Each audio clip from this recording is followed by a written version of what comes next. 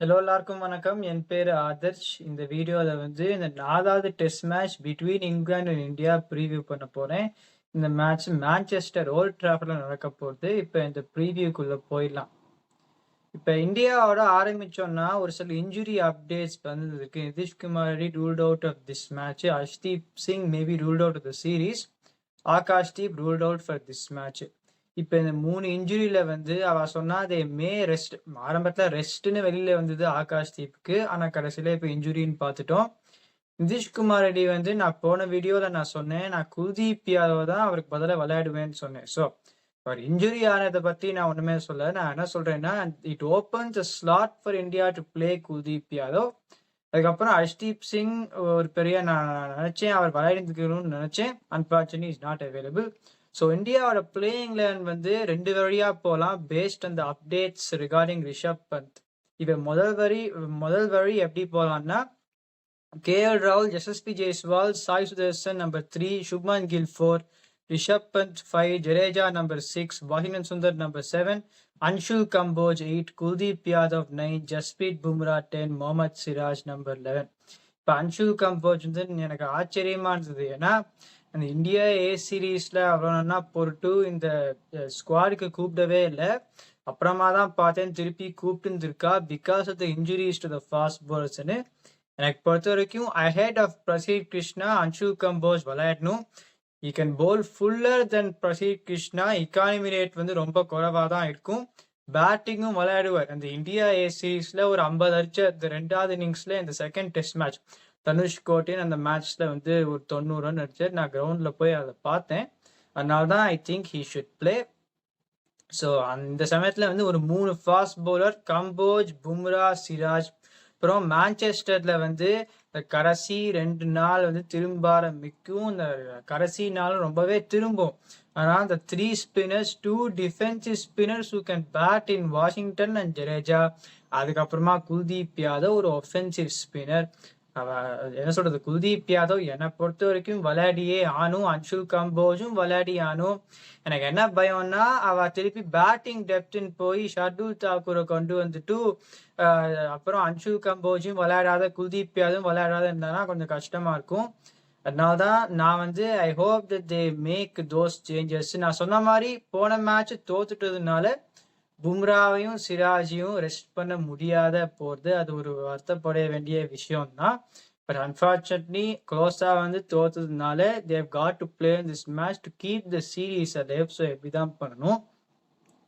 ஒரு சில பேர் என்ன கேட்கறானா, இப்ப Rishabh Pant if is not fit to keep can he plays a batsman கேட்கறா.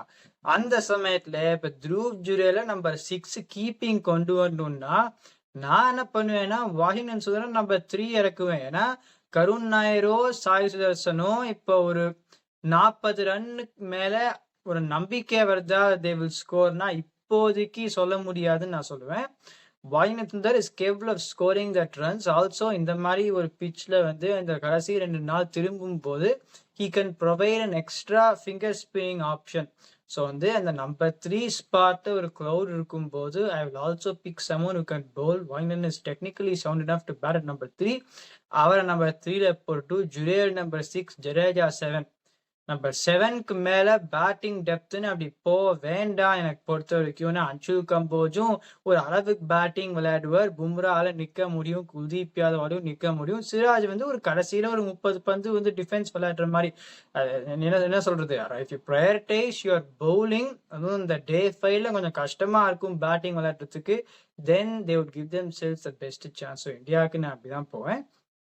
England அவ 11 சொல்லிட்டா.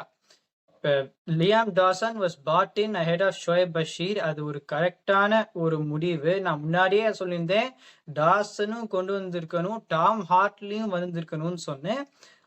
லியாம் டாசனை கரெக்டா கொண்டு வந்துட்டா. அவ இந்த கேஸ்டுமே அந்த இன்னொரு ஃப்ரண்ட் லைன் ஸ்பின்னர் விளையாட முடியாது.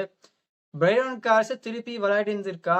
நான் போன மேட்ச் நான் பவுலிங்கை பார்த்து was not too impressed. Sam Cook fuller lengths போடுவார். ஆனா அவ Sam Cook I don't think, ஒருவேளை பேட்டிங்னு நினைக்கிறாளான்னு நினைக்கிறேன். Brydon Carse can bowl quicker than Sam குக்னு. ஆனா அந்த லார்ஜ் பிட்ச்லேயே ஒன்றும் பெருசா எஃபெக்ட்லாம் அவருக்கு இல்லை. ஸோ நான் சாம் குக்கை தான் விளையாடிருப்பேன்.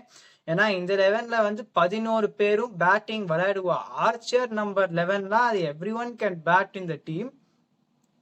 இது அதர் ஒரு இன்ட்ரீகிங் இதுனா நான் போன மேட்ச்ல சொன்னேன். பென் ஸ்டோக்ஸ், ஜோஃப்ரா ஆர்ச்சர் ஒரு இன்னிங்ஸ்க்கு 20 ஓவர் போட்டானா அவ தாங்க மாட்டா.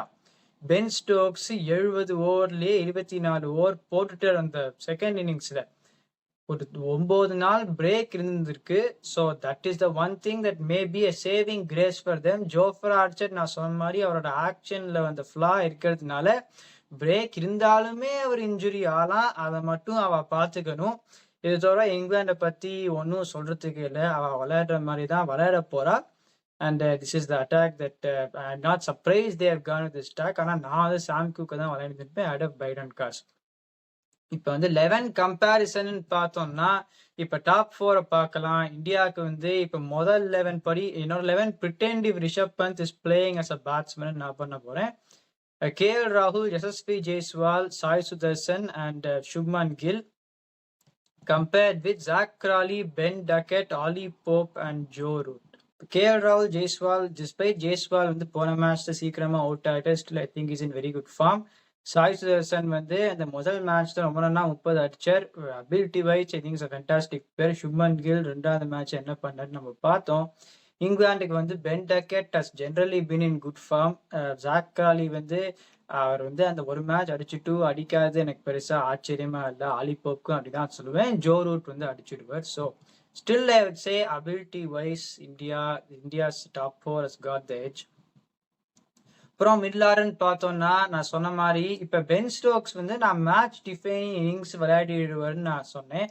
இன்னும் அந்த பெரிய ஸ்கோர் வரல அவருக்கு. ஆனால் போன மேட்ச்ல வந்து 33 கஷ்டமான பிச்ல 44 அப்புறம் 33 தென் இஸ் காட் த விக்கெட்ஸ்னா is done well in the previous match. இன்னும் I think is got one big contribution whether it be with batter bowlers a collective.